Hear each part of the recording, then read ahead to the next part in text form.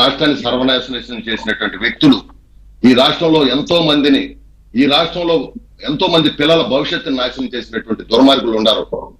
దాంట్లో విజయసాయి రెడ్డి ముఖ్యుడు. అలాంటి విజయసాయి రెడ్డి ఎక్కడికి వెళ్ళినా ఏం చేసినా ఆయన పాపాలు మాత్రం వదిలిపెట్టేది పనిచేస్తున్నారా లేకపోతే దూతగా ఏమన్నా సైలెంట్ గా అర్థం కాకుండా ఇలా చేస్తున్నారు అనుకుంటున్నారా మీరు? ఖచ్చితంగా దూతగా అర్థం కాకుండా పనిచేస్తున్నాడని నేను బలంగా నమ్ముతాను. అంటే అడుసుమిల్లి గారేమో వ్యతిరేకంగా అంటున్నారు, మీరేమో దూతగా అంటున్నారు. రెండు ఇక్కడ డిఫరెన్స్లు ఉన్నాయి. నేనైతే జగన్మోహన్ రెడ్డికి ఇతను వ్యతిరేకంగా పనిచేస్తున్నాడని పైకి నాటకం కనపాలి. శ్రీనివాసరావు గారు అంటూ పైకి నాటకం చూపిస్తున్నారు, కానీ నిజంగా తెర వెనుక మాత్రం డ్రామా మొదలెట్టారు. ఇదైతే నేను 100కు 100 నేను నమ్ముతున్నాను. రాబోయేటువంటి రోజుల్లో కూడా మనం చూడబోతాం ఈ విషయాన్ని.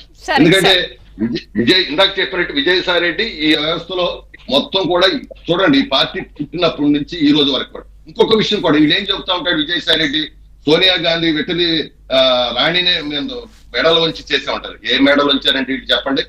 వాళ్ళ తండ్రికి ముఖ్యమంత్రి ఇచ్చి రాజకీయ భవిష్యత్తు ఇచ్చినటువంటి కాంగ్రెస్ పార్టీని మోసం చేసినటువంటి వ్యక్తులు వీళ్ళు నిజంగా సుసంగీతుంటే, నిజంగా వీళ్ళు పోరాటం చేయదలుచుకుంటే వీళ్ళు ముఖ్యమంత్రి అయిన తర్వాత గాని ప్రతిపక్షంలో ఉన్నప్పుడు గాని ఈ రాష్ట్రం కోసం ఏదైనా దమ్ముగా పోరాటం చేశారా?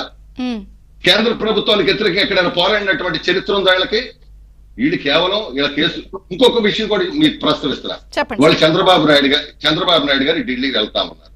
దేనికోసం వెళ్తున్నారు? ఈ రోజు నాకు పోలవరానికి డబ్బులు రిలీజ్ చేయమని అడుగుతున్నాను, లేదంటే అమరావతికి నిధులు ఇమ్మని అడుగుతున్నా, లేదంటే రైల్వే జోన్ గురించి మాట్లాడటానికో విశాఖ ఉక్కు గురించి మాట్లాడి చాలా క్లియర్ గా ప్రెస్ మీట్ పెట్టి చెప్తున్నారు.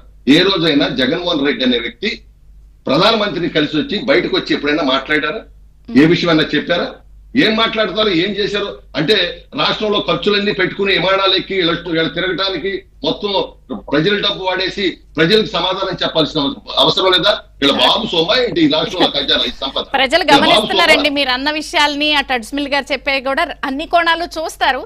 అసలు ఎందుకు కలిసారా కాంగ్రెస్ వాళ్ళతో మాట్లాడదాం ఉండండి. ఎందుకంటే అసలు నువ్వంటే నువ్వని ట్వీట్లు వేసుకున్నారు వీళ్ళిద్దరూ, షర్మిల గారు కానీ లేకపోతే విజయసాయి రెడ్డి గారు. కాంగ్రెస్ ఏం సమాధానం చెప్తుంది, అసలు ఏంటి భేటీ వెనుకున్న ఎజెండా? చిన్న బ్రేక్ తర్వాత కాంగ్రెస్ తో మాట్లాడదాం. చూస్తుండండి ఏపీ.